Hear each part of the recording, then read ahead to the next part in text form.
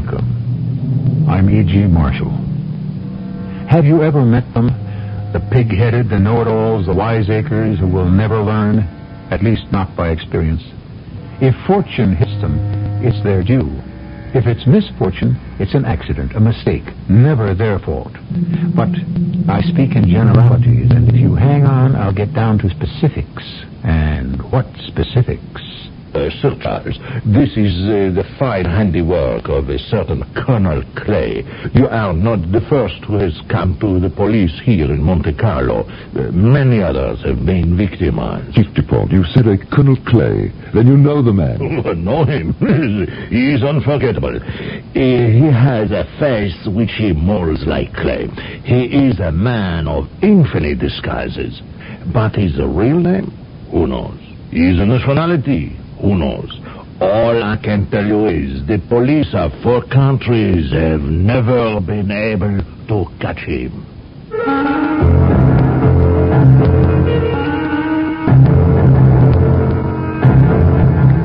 Our mystery drama, Diamond Cut Diamond, was adapted especially for the Mystery Theater by G. Frederick Lewis and stars Fred Gwynne and Norman Rose.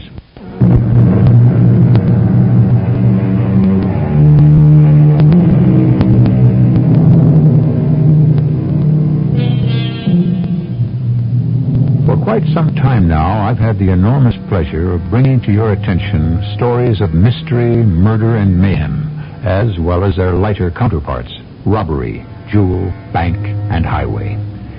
To me, the world of crime, crooks, and chicanery is fascinating, and we of Mystery Theater are always on the lookout for the arresting and intriguing. Today, we thrust our microphones into the back stairs and private lives of 2 men. One of the richest men in the world, the other one of the most cunning. You're hitting the nail on the head when you say this man was cunning. He was, without doubt, a master swindler. But I'm getting ahead of myself. My name is Cy Wentworth. I'm the personal secretary to Sir Charles Vandriff, who has made several fortunes in South African diamond mines. Now his interests are more varied, and his fingers delve into 100 pies in 100 countries. I go everywhere with him to manage and take up the slack. Even a week or so on the Riviera. I think Lady Vandriff would have enjoyed the roulette wheel, Sir Charles. I asked my wife to come along, but no, she had things to do in Paris. Amelia has a mind of her own. Is this your first visit to the casino, Si? It's my first visit to Monte Carlo, Sir Charles. Are you going to place a bet? No, the odds are against you and for the bank. Well, I thought it was 3-1 when you win. When you win. Faites vos yeux, mesdames, messieurs, les champettes, ladies and gentlemen. Well, what happens now? Well, the players put their bets on the table, some on the numbers, or red or black, high or low, even or odd. Faites vos yeux. The wheel is spun, the ivory ball is rolled in the opposite direction, and, well, you know, where it falls is where you lose. Well, aren't you pessimistic? Realistic. Rien ne va plus. Betting is closed. My educated guess, as a banker, out of the 30 people you see betting here at the table, 1 5/8 of a person may win. What is that in percentages? Very low. Yes, precisely my point. 32. Oh, 32, that's me. But there's a lady who won. Well, she'll win once, maybe twice, but no more than that. Why do people keep coming back here if they're losing all the time? Because many years ago, someone started the rumor that with the right system, you can break the bank at Monte Carlo. But you say, Sir Charles, it doesn't happen. Rarely. Seldom. Generally never. 19. 19. Me again, 19. But that's twice the same lady. Shall we go, Sir Charles? No. I wish to stay. I've proved to you that every franc she's made, she will lose. 24. 24 has won. 24. Et encore 24. Once again, 24. Oh, my goodness me. 13. Madame. Oh, I forgot. I've got all my chips on 13. Oh, thank you. She was quite a beautiful lady, and after a while everyone else stopped playing to watch her. Time and again her number would come up like clockwork. From time to time I would catch her opening her handbag and a compactor part of her nose. Well, she must have a system, and I wondered what it was. The next night... Well, Si, what were you planning on doing this evening? Well, I was going back to the casino and see if that lady with the winning streak shows up. Do you want to come? Good idea. I like to watch the faces. A gambling casino takes advantage of people's weaknesses. Well, that may be true, but it's also great fun. Fun? Throwing away money? No, pitching your wits against the odds. It's not impossible for a tourneur to make certain numbers come up. Here? In Monte Carlo? Well, no, I've never heard of it happening here, but there's always a first time. See, well, I've made it an absolute, unshakable, unbreakable rule in life to watch the other man. And when you can't see what he's doing, get out of the game. Yes, but supposing it's the only game in town. Don't talk rot. Come along. Let's see how far your beautiful lady with the magic numbers will get tonight. Oh, it was really the darndest thing. She won close to £1 million that night, powdering her nose more often than I thought it needed it. But I was dumbfounded. Sir Charles was angry. She was disproving his financial experience, his logic. He insisted I ask her to join us at a table. Sir Charles, may I present Mrs. Picard? Sir Charles Vandriff. How good of you to come over. Mrs. Picard, it's unusual to see a lady alone at the gaming tables, especially one so attractive. Well, I haven't been here since my husband passed away 4 years ago. Oh, I am sorry. I understand how you feel. I didn't see either of you gentlemen playing roulette. Or is chemin de fer your game? No, I'm inexperienced, and Sir Charles is a banker. I'm not a gambler by nature either, but then I have my guru. You have a guru? Well, what does that mean? Well, we call him that. I don't know if he actually is. Well, are you saying that... He gives me the numbers, and I play them. Oh, he does? Yes. I hide the numbers in my compact. Oh, come now, Mrs. Picard, please. Why is that so unbelievable? This man... What does he call himself? If you'll let me finish, his name is Maramichi. I told you my husband had been dead for 4 years. One day, here in Morocco, I was at the hotel pool, and Maramichi came and sat beside me, and he said, "Look there." And I saw the face of my husband in the water. Oh, how ghastly. It was. Because, you see, my husband had drowned. I could tell you many other stories. He is an extraordinary man. Yes, and I expect extraordinarily expensive. I have never paid him 1 penny, not a franc, not a sou. Really? You don't cut him in on your roulette winnings? I don't know why I'm sitting here, subjecting myself to so much hostility, Sir Charles. I am going now. I would say it was nice meeting you, but it wasn't. Mrs. Picard, Mrs. Picard. Let her go. Well, if you'll forgive my saying so, sir, you really were a little rude. Perhaps I was. Well, Si, did you talk with the lady? Yes, sir. I found her on the terrace after dinner.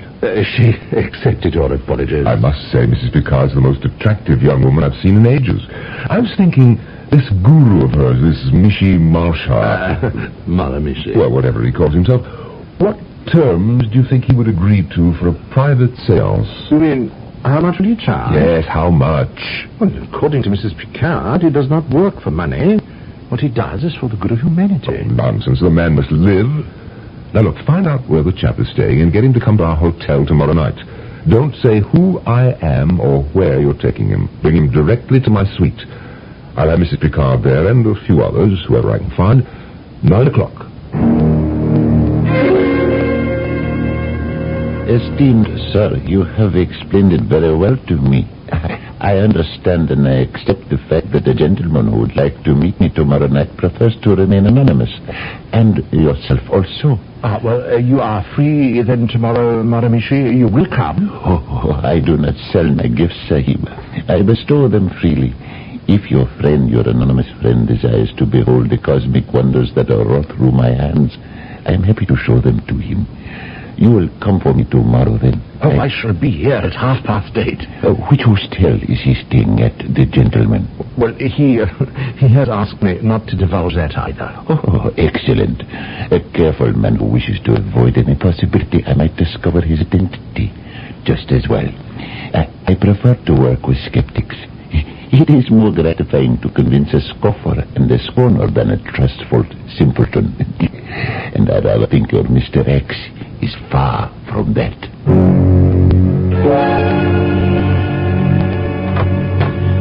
Mishi, please come in. I must apologize to you. Those here in this suite are somewhat skeptical, and I've been told, except for our host and the gentleman who brought you here tonight, they don't know one another. Mrs. Picard, delightful to see you again. No need to apologize.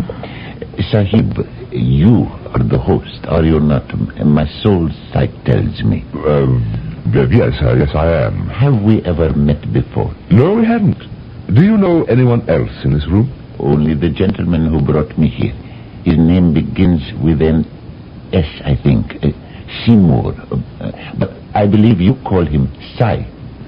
Not so, Sahib. Did you tell him your name, Sai? Well, I certainly did not. Can you tell me any more about myself, Maramishi?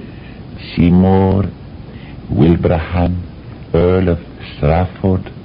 No, not quite. Seymour Wilbraham Wentworth. There seems to be some connection in someone's mind now present between Wentworth and Strafford. I don't know what it means, but they are somehow the same name. What's he talking about, Seymour? Well, it so happens that my surname, Wentworth, was also the surname of the late great Earl of Strafford. It did flash across my mind as you spoke. Could I possibly be a descendant? Yes, you are. This is very curious. Do you know, my father always said that we were related, and I never told anyone that. Really? No one knows about that? Oh, only my father, and he's dead. Even my employer sitting beside you, even he doesn't know that.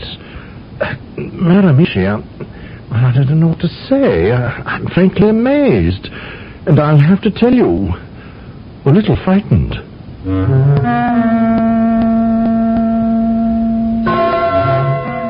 Act 1, which in this case means not only how far we have come in our mystery, but the first act performed by our mysterious guru to prove he is not a charlatan. On the other hand, mind reading, getting inside information are all part of a tricker's accomplishments. But perhaps Maramishi is not counterfeit.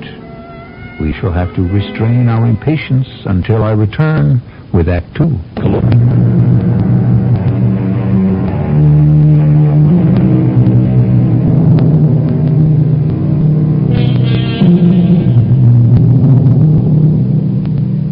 Welcome again as the curtain rises on that luxurious suite in the Hotel des Anglais. A fire in the fireplace, champagne in the glasses, and Sir Charles Vandrift and a few acquaintances test the powers of a mysterious man from the East. Maramishi, I ask you, can you answer this? Where was I born? I've got him there. Shh, please, Sir Charles.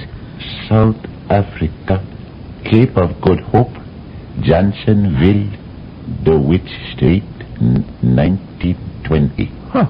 By Jove, he's correct. On the button, he really does it. You see?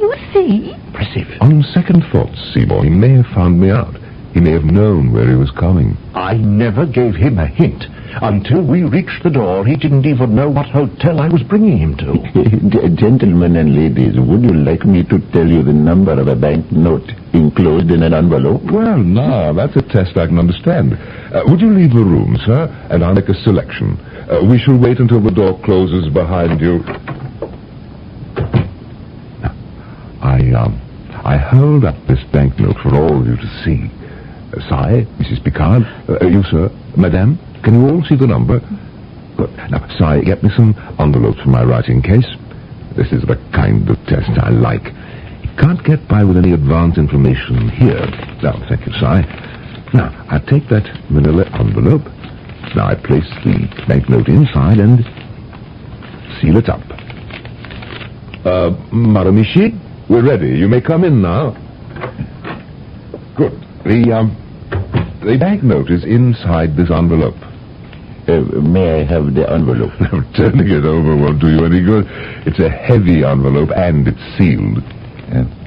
AF73549. A Bank of England note for £50. Bravo! One of the 4 banknotes exchanged for larger notes at the cashier yesterday in the lobby of this hotel. I must say, I changed those notes. There must be a trick to it. It's not a trick. He can see through matter. He can see through a box. Oh, that's hard to believe. Whether I have been able to convince all of you of the occult power with which I have been gifted, I cannot say. I do sense that I am desired to leave. However, before I go, I will show you a different and more interesting embodiment of my powers, for which we shall need a more subdued light. I may enjoy this. Aside, turn the lights down. All of them, Maramichi? Yes, please. We shall be able to see well enough by the light of the fire. Good. Thank you, Mr. Wentworth. That will do. Be good enough now to pay strict attention. From my pocket, I take a small packet. Out of it, I pour a few grains of powder into this ashtray. Next, a match, if you please. Sai, a match for the Guru. Thank you. What a beautiful light. Such a brilliant green color. Now I take from my pocket the small envelope. Notice it is empty. Now I take out a small card and a bottle of ink. Have you got a pen? The real kind with a nib. But I never use any other kind. Sai, my writing case. Thank you. Now, Sahib Host, would you oblige me by writing your name in the center of the card? Hold it. I'm not so sure that's a good idea. Your signature might be a rather valuable commodity, sir. Yes, I was just thinking that, Sai. You have every right to be suspicious. When you have signed the card, place it in the envelope and then take it to the fireplace and burn it. When that's done, I shall show you your own name, written in letters of blood on my arm, in your own handwriting. Now that I should like to see. But, sir, your signature? But it's going to be burned. What's the difference? All right, give me the card. I put the pen in the ink bottle, sign my name. There. Sahib, will you now stare very hard at your signature? Good. Keep staring. Now place the card in the envelope. Now seal the envelope. Done. Now give me the envelope. I am carrying it in the full view of everyone in this room. Now putting it into the fire. See? It is burning. All gone. Crumbled to ashes. And now I stand here in front of the green flames coming from the ashtray. You all can see me. Yes. Now I roll up my sleeve. Sahib, I am now holding my bare arm in front of you. What name do you see written there in blood or red letters? Charles Van Drift.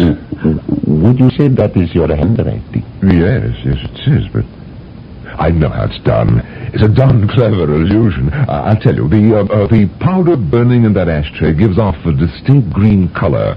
Your ink, deep green.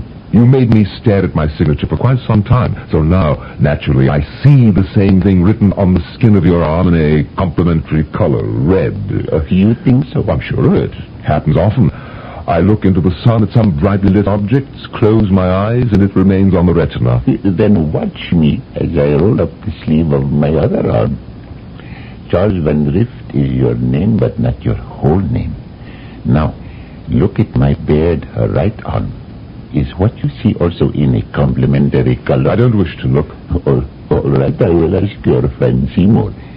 What is the color of the writing on this arm? Green. Quite green. And, sir, can you read the name? Yes. Charles O'Sullivan Van Drift. I say. But I, for one, have had enough. I'll turn on the lights. Is that your full name, Sahib? Yes, it is. I'll say this, Maramichi. You gave us a fine evening's entertainment. I am happy you were amused.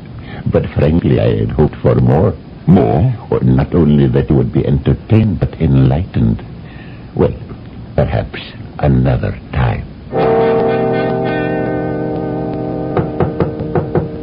All dressed and ready, Si. Come in, dear boy. Well, it is a beautiful morning, Sir Charles. I've been up for hours, and I had to walk along the promenade. Just now in the lobby, said my goodbyes to Mrs. Picard. Goodbye. Where is she going? Well, she was a bit vague about that. Florence or Rome or somewhere. Where in Florence or Rome? Oh, I neglected to ask her. I'm sorry. Oh, well, just as well. If I formed any attachment for the lady, how could I ever hope to keep it a secret from Amelia?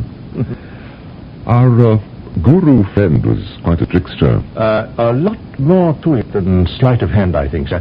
How could he have come up with your middle name, O'Sullivan? Now, I have been your secretary for 15 years, and you've never used it. Oh, I suppose it exists somewhere on a birth certificate, Of course, he found it out. I don't know how, but these chaps make a business of finding out things. So, you have no faith in it at all? Certainly not. All packed and ready to go. Yes, I think I managed everything, Sir Charles. I'll be sorry to leave Monte Carlo.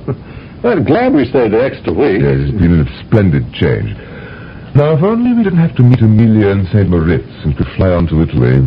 But she likes the snow and skiing. What are you fussing with those papers for, Si? Oh, your London bank forwarded your statement, and I'm comparing your cancelled checks with your stubs, as I always do, sir. But I can't seem to find the stub for this check made out for £5,000 cash. Let me see that check. Well, I'll be. He did it after all. Who did what? Our friendly guru. He communed all right, but with my pocketbook. He got my 5,000. Well, how did you know? My signature in green ink, remember? But how did he transfer what you signed onto this check? It looks like you wrote it, Sir Charles, not like a forgery. I never dreamed he'd take me like this. My signature on a blank check. It's incredible. And are you saying we can't get the bank to make good the 5,000? I don't see how. It's my true signature. Well, I think a visit to the chief of police is in order.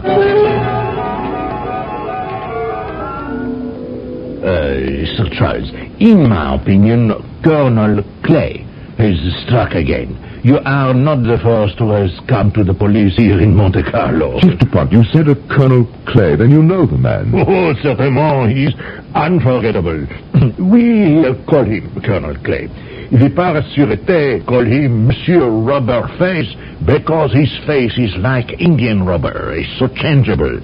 A man of infinite disguises. Now, sometimes he pretends he's an army man, a colonel. But his real name, who knows? His nationality, who knows? Yes, when we met him, he was a guru. Oh, a guru. Well, this is a new one. At least you didn't get an old performance. I have some pictures. Will you look? No, not at all. Not him in the slightest. I remember Sir Charles, a master of makeup, some patty, clay, the nose, the chin, a wig, voila, all different. But not the eyes. Our man had very large pupils, shining, you know. These photographs show a man with small eyes. A drop of belladonna and the eyes expand. 5 grains of opium and you have the reverse. A narrow, ignorant expression. Sir Charles, I shall devote the resources of this office to finding out what we can. I suggest you return in 3 days. Welcome. Come in, Sir Charles. I see you have brought a lady with you. Yes, my wife, Lady Vandrift. She was to meet me in St. Moritz last week, but this is more pressing. Enchanté, madame. I can't think how this guru creature could have deceived Charles. I'm glad to say I have discovered everything. Our light-fingered friend came to Nice this winter for the express purpose of robbing you, Sir Charles. But it's impossible. I sent for him. Oh, Charles, you are so gullible. Well, the matter of the private seance, he had your name already painted on his arm before. The matter of the check, you signed not knowing it was a check. But how did he do that? I show you this card, almost flat. Inside is a blank check folded, and the window in the center is where you signed your name. You said it was dark. The only light from something green burning. Probably in the excitement, you did not notice. Well, he put it in an envelope and burned it. I saw that. Oh, nothing to palm off one envelope for another. I am afraid, Sir Charles, it is bye-bye, £5,000. £5,000? You never told me it was that much, Charles. Well, you can jolly well buy me those diamonds to match my necklace. Now, Amelia, I never said I wouldn't. Monsieur Dupont, thank you. At least you have identified the culprit. I expect we will be able to arrest him now. Sir Charles, you expect. He wriggles out of our fingers. And even if we caught him, his disguises are so impeccable, who would identify him, huh? One more thing. The matter of the widow, Madame Picard. Madame... Oh, yes. An accomplice, a sister or a wife. Dear, what a shame. Well, put it all behind you. It could have been much worse.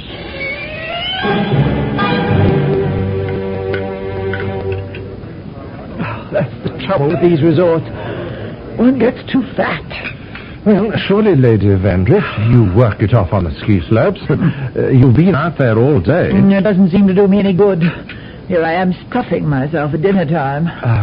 Sir Charles, that man sitting at the next table, do you see who I mean? The young parson, the thin fellow with the glasses, sitting with the freckle-faced girl? Oh, no, not them. At the other table. The man sitting alone. Oh, yes. Sinister-looking chap. Yes, I've caught him twice looking over here at us. Do you notice his eyebrows? Bushiest darn things I've ever seen. No, don't look now, but it occurs to me. Do you suppose they could be stuck on? Fake eyebrows? Of course. That devil, what luck that he's here in the same hotel in St. Moritz. We've tracked him down. Sir Charles, we're not following him. He is following us.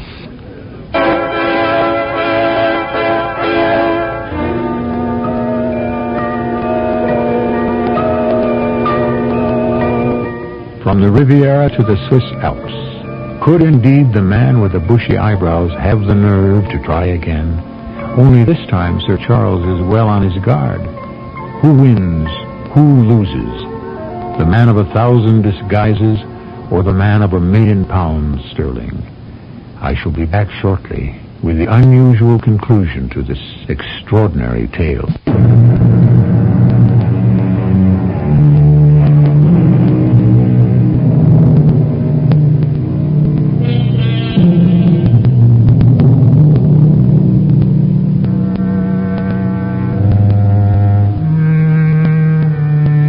In some quarters, a man capable of the sleight-of-hand swindle is regarded as a true artist, for he is the one who lives by his wits, takes the least chances for the most gain. Hocus pocus, now you see it, now you don't. Now you see me, now you don't. Is the man with the bushy eyebrows the elusive Colonel Clay? And how would one prove it? I'm going over to his table this minute and ask him what he means by being here. Sir Charles, please come back. Oh, I'm terribly sorry, Reverend. I wasn't looking where I was going. Perfectly all right. No, it isn't. It certainly isn't. I've spilled wine all over your table, knocked a glass on the floor. Oh, please think nothing of it. I am sorry. It's all right. It missed my wife's dress. Now, look, you can't finish your meal with the tablecloth in this condition. Would you and your wife please join us at our table and let me order another bottle of wine for you? Well, if you insist. What do you say, Jessie? Blast it all. Oh, excuse me, Reverend. What is it? That man with the bushy eyebrows, he's gotten up from his table and left the dining room. A friend of yours? No, decidedly not. Someone who was at Monte Carlo when we were there. Please, just leave everything here, will you? Certainly. Amelia, darling, allow me to introduce, this is the Reverend, Brabazon. And this is my wife, Jessie. Oh, Charles, you ought to be ashamed. I saw you charging into their table like a bull in a china shop. This is Mr. Wentworth, Sir Charles' secretary. How'd you do? I'll get you more chairs. I suddenly realized I hadn't introduced myself. Charles Vandrift. You're here to do the winter sports. My wife does the skiing, I do the paying. Well, here we are, 2 chairs. You know, we don't usually impose on people.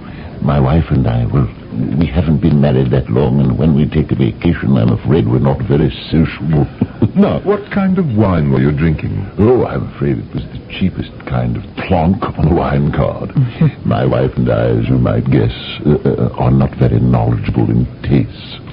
What is a country parson and his wife doing at the Grand Hotel in St. Moritz? Well, to be honest with you, I'm a little ashamed of spending so much money, but my wife came into a bit of an inheritance, and since it was our first anniversary, and we've always wanted to go to Switzerland, well, here we are. I think that's just too sweet. Have you ever skied, Reverend? Don't answer that. I am going to take your wife in tow and see to it that while you're here, she will learn. Oh, Jessie, do you hear that? Too kind of you. I'm not much of an outdoorsman myself, and I rather had my eye on the billiard table in the lounge. But I didn't know anyone to play with. Reverend, I am your man. Also a decidedly indoor sportsman. You can imagine, Sir Charles, in our little village, the parson does not play pool. Well, I shouldn't think so. Well, shall we have coffee and dessert? Waiter, a bottle of Lafitte Rothschild. The 4 in the side pocket. 5 in the corner. I see. The 6, let me see. Oh, yes, the side pocket. I never thought I'd get my turn. Just a run of luck. For a man who doesn't play very much, you're giving me a good run for my money. Jessie and I had the most glorious afternoon on the slopes.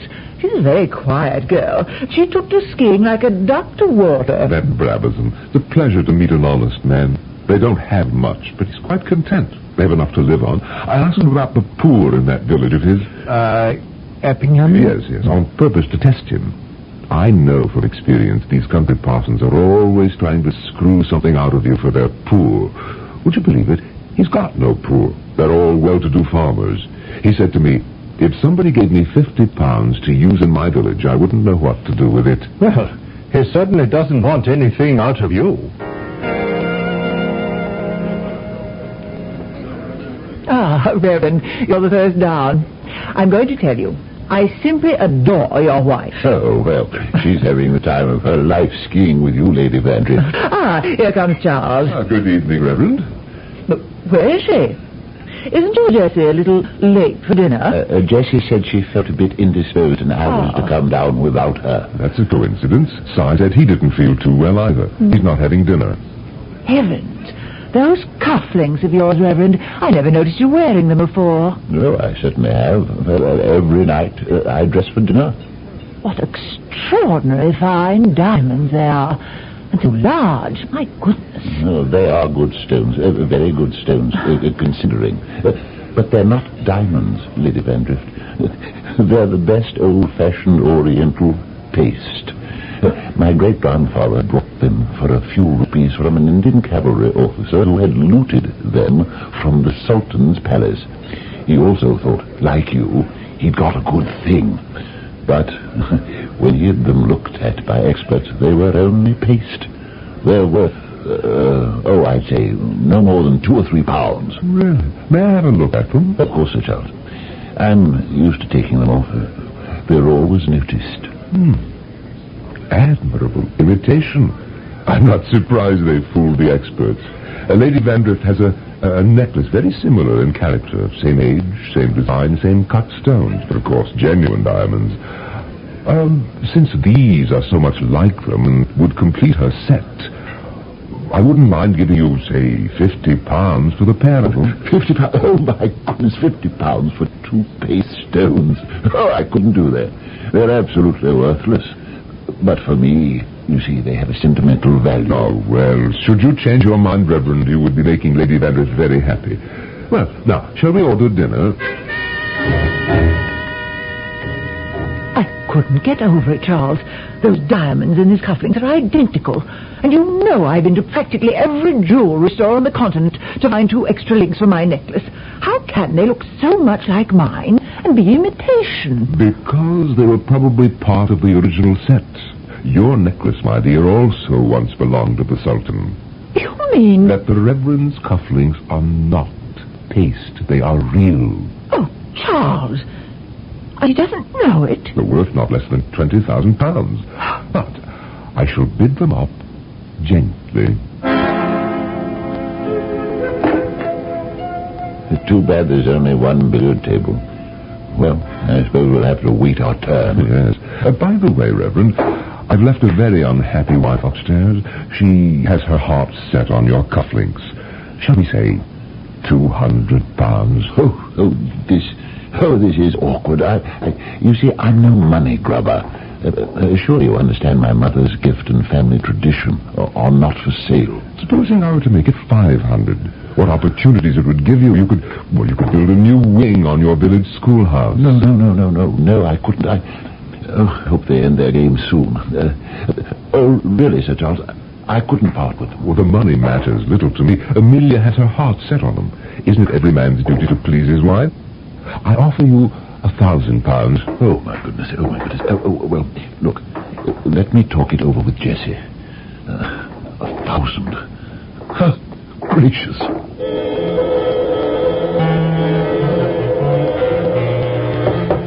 Yes, who is it? Well, good morning, Sir Charles. Time to go down to breakfast. Is Lady Vandrift up and about? Yes, she's been making my morning a horror. Well, why is that? This note pushed under our door. The Reverend and his wife had to leave suddenly for Paris. His favourite sister suddenly taken ill. Oh, Seymour, have you heard? That stupid little country curate and his dowdy, clumsy little wife have left St. Moritz, and he's taken the cufflinks with him. Charles has let the chance slip away. I'll never be happy now. I don't even know where in Paris they are. Well, I could find out. You could? Well, why not? They probably left a forwarding address at the desk. Then you must strike while the iron's hot. Seymour, I want you to locate those two. Take the night train and offer them...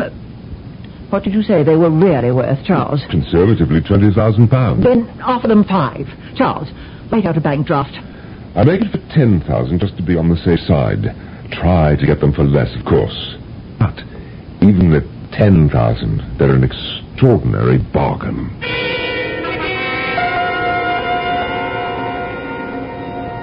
Over here, Si. It's me, Amelia. Right. Well, it's good to be back in Switzerland. I haven't had a wink of sleep in 48 hours. I feel as if I've been travelling on trains forever. Did you get them? Did you get them? Did the diamond cufflinks? Well, of course I did. Oh, marvellous man. But are you sure they're real? Well, I'm not an expert, but Sir Charles says they are. I was talking to a woman in the hotel. She says it's a well-known trick. A swindler has 2 sets, and he makes you buy the false one by showing you the real one and pretending it's a special favour. I'm sure we've been cheated. How much did you pay for them? Fortunately, his sister was extremely ill. Had to have all kinds of expensive operations. That helped. How much? The full £10,000. 10,000. I shan't rest easy until Charles sees them. He'll kill me if they're really paste after all.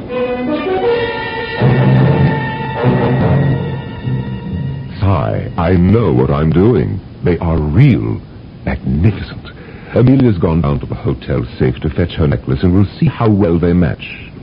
She's happy now, isn't she? Oh, you've done a wonderful thing for her, Sir Charles. Do you know, it just occurred to me, where, oh, where is that poor little clergyman going to cash a cheque for £10,000? He wouldn't take the cheque. No? Exactly for that reason. So I went to your Paris bank, cashed it, and brought in the money. And I must say, the Reverend Brabazon is a trusting soul. Before I'd gone to the bank, he'd handed me the cufflinks. I had them in my pocket. But I could have walked out of his hotel and never come back. Well, there's nothing like an honest man, I always say. Charles! Yes? Charles, you know what's happened. Look in the jewel case. 2 of my own diamonds from the necklace are gone. He's stolen 2 diamonds from my necklace and sold them back to us. Oh, my Lord in heaven, the little curate was Colonel Clay. And Jessie, his freckle-faced little wife, she is Mrs. Picard. Oh, what a consummate rogue.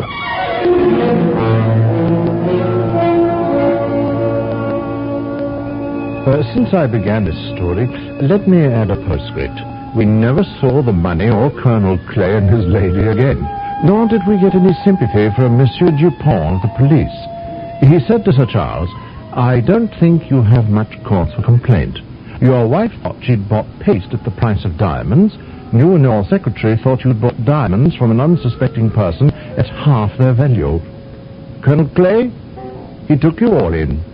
It was diamond cut diamond."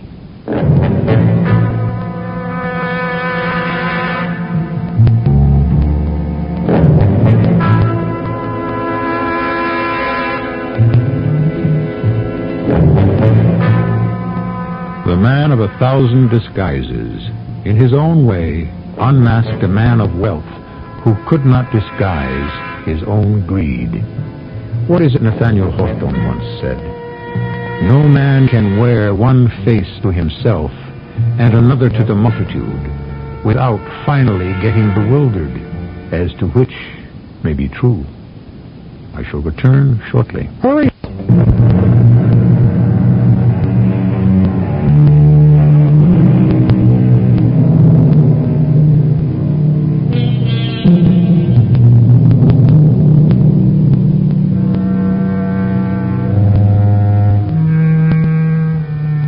What we really want to know is, did our millionaire learn a lesson?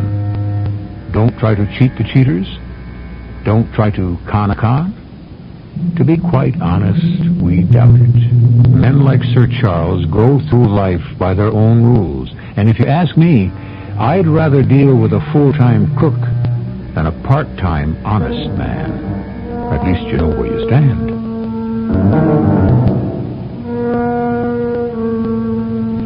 Our cast included Norman Rose, Fred Gwynne, Earl Hammond, and Barbara Somers. The entire production was under the direction of Hyman Brown. This is E.G. Marshall inviting you to return to our Mystery Theater for another adventure in the macabre. Until next time, pleasant dreams.